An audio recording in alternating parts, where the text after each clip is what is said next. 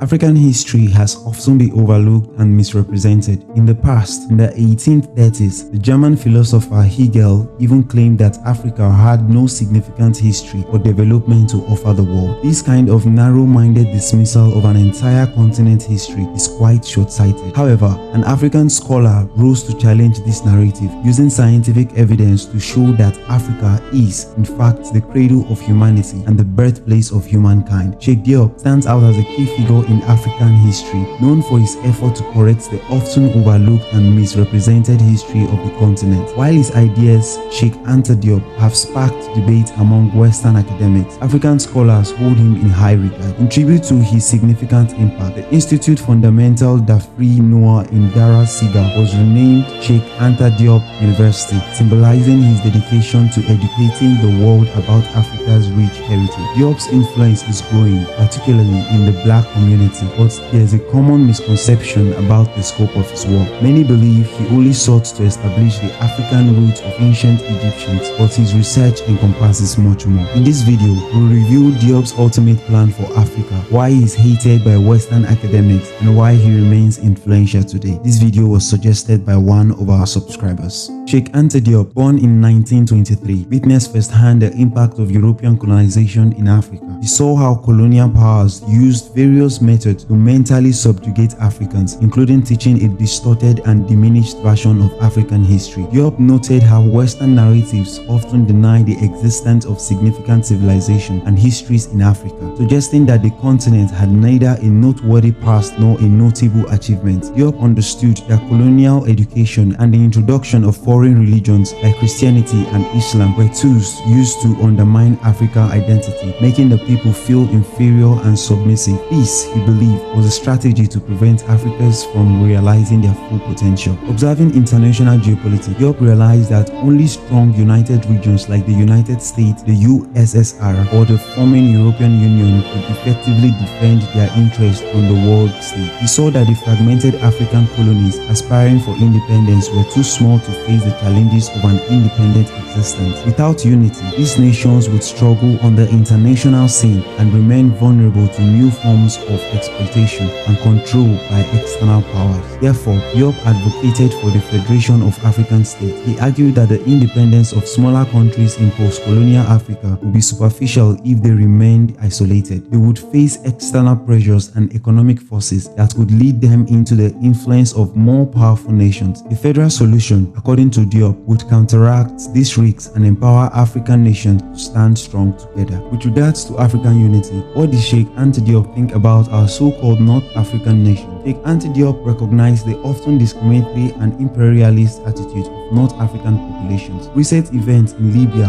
involving Black Africans being kidnapped and sold as modern-day slaves, and discrimination against blacks in Tunisia and other North African nations further affirms Dr. Diop's assertions about these regions of Africa. As a result, he didn't envision them being part of a unified African state. His focus was primarily on the empowerment and unification of so-called sub-Saharan African countries and the people of African descent in the Americas. Diop's ultimate aim was to achieve an African Renaissance, a revival and strengthening of African identity and culture, which he believed could be best realized through the formation of a federal state in sub-Saharan Africa. Cheikh Anta Diop wrote a thought-provoking article titled "When Will We Be Able to Talk About an African Renaissance?" In it, he expressed his vision for Africa's future, emphasizing the need for the continent to rediscover its identity and shake off the damaging belief imposed through colonialism and foreign influences. Diop was confident that Africa could overcome these challenges, highlighting a unique, distinctive connection between Africans and nature that he believed was crucial for the cultural and spiritual revival. Diop also addressed the divisions within the African community, such as national, linguistic, and tribal differences. He stressed the importance of seeing beyond these divisions, encouraging people of African descent to unite as brothers and sisters. This unity, he believed, was essential for the creation of a true federal African state. Driven by these ideas, Diop turned a history with three main objectives. First, he wanted to replace harmful beliefs with a true understanding of African history, culture, and spirituality to instill pride and capability in Black people. This is one of the prime motivations for this YouTube channel. channel to shake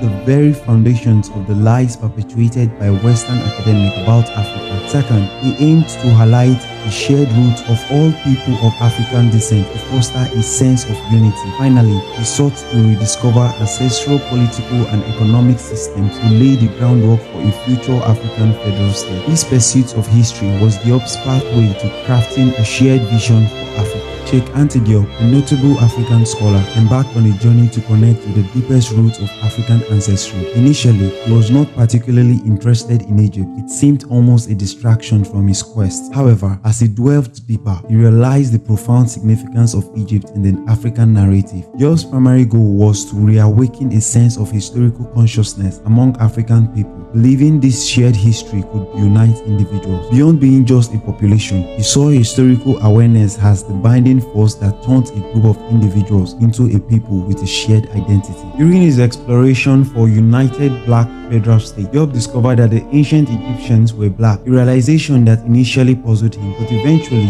Egypt emerged as a crucial piece in his research, embodying the pinnacle of black achievements and the source of pride and inspiration. He argued that Egypt's advanced civilization, particularly its concept of math or balanced thought, was a testament to black intellect and creativity. Going beyond Egypt, Diop journeyed up the Nile to Nubia in present-day Sudan and to African Great Lakes region, considered the cradle of humanity. He proposed that the unique cultures and spiritualities across Africa could be traced back to Egypt, with many people's histories originating from the Nile Valley and the Great Lakes. For Diop, these regions were to Africa what Greece and Rome are to the West, symbols of a rich shared heritage. He believed that recognizing the importance of the Nile and the Great Lakes was crucial for the unity and development of African people, aligning with his vision of a federal African state. He believed that the remarkable civilization of ancient Africa, characterized by wealth, peace, and brilliance, were built on strong political, economic, legal, and religious foundations. These societies had overcome challenges like poor governance and tribalism, offering valuable insight for contemporary African states. He argued against the imposition of Western systems in Africa, which he saw as oppressive and destructive. Instead, Diop advocated for a system rooted in African values and concepts, drawing on the ancient principles of math, a concept embodying truth, balance, order, harmony, law,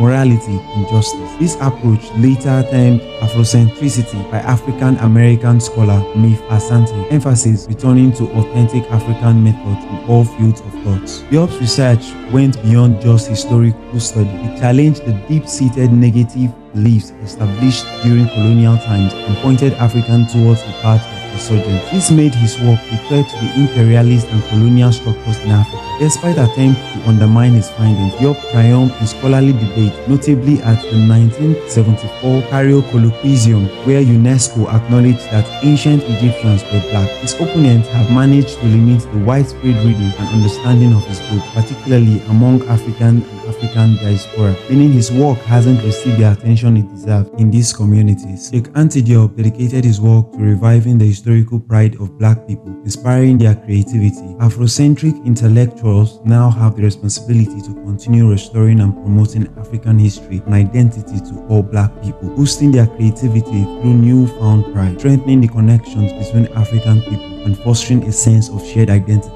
They should keep studying each black civilization to create a comprehensive synthesis of the continent's human sciences, laying the groundwork for the federal state based on the principles of math, and lead the political effort to turn this vision into reality. Cheikh Anta Diop was a remarkable figure known for his intuition, courage, wisdom, and deep understanding of his era's challenges. He had immense love for his people and inspired for global brotherhood. Diop believed that an African who truly grasps his work would feel reborn with a historical consciousness, ready to contribute to a new civilization by recognizing the global contributions of their ancestors in science, culture, and religion. If you have made it this far into this video, we encourage you to consider subscribing to this channel.